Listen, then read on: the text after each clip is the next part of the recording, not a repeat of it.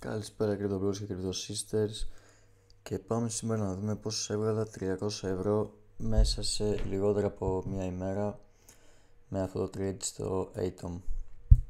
Λοιπόν, πάμε λίγο high time frame πρώτα.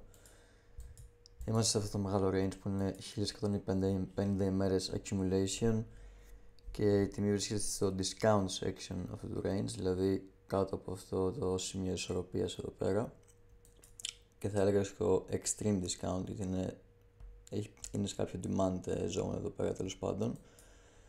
Αλλά πάμε να δούμε τι γίνεται σε πιο low time frame επίπεδο.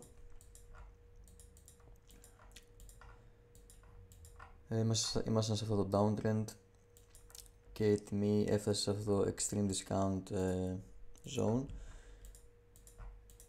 Όπως βλέπουμε εδώ πέρα, το τελευταίο sell to buy αφήνοντας αυτό το μεγάλο fair value gap εδώ πέρα,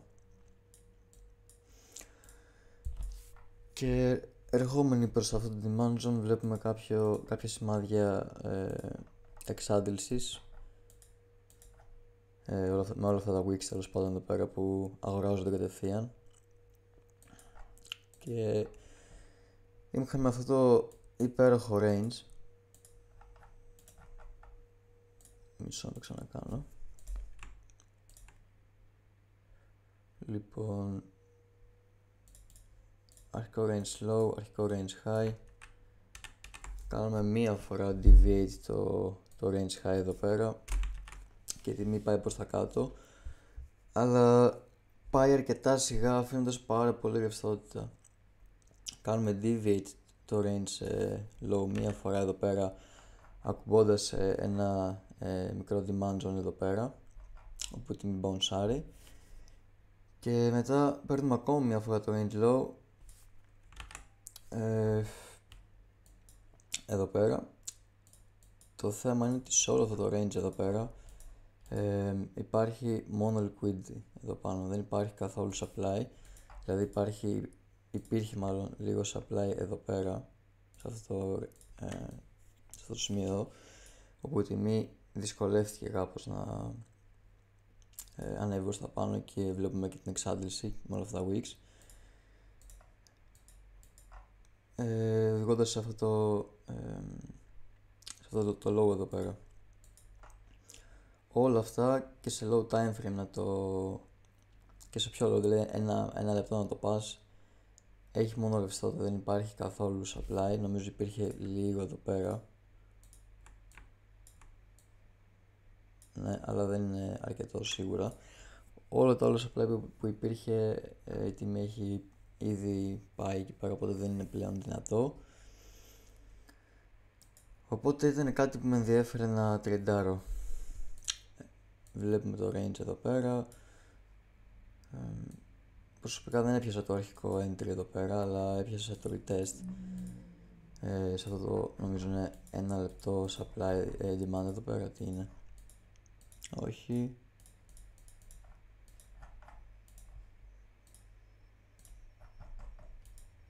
Είναι κάποιο order block, νομίζω.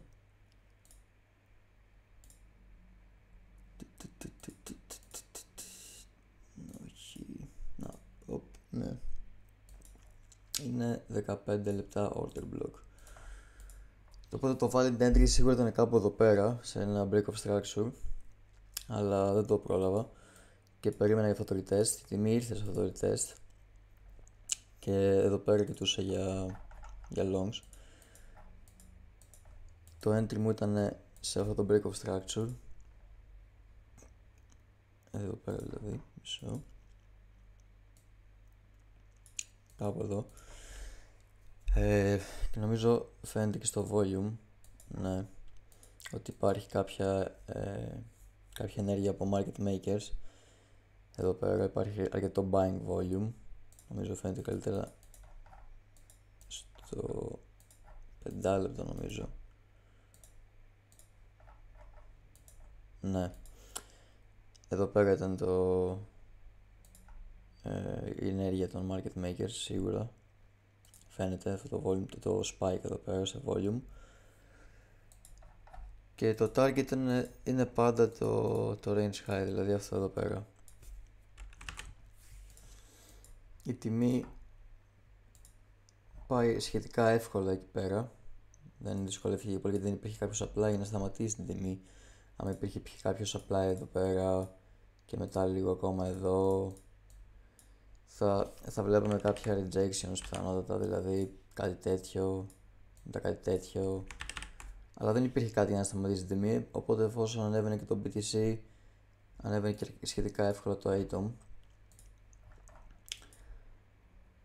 Το trade είναι περίπου 3,5 με 4 RR, ανάλογα το ποιο θα είναι το average entry price.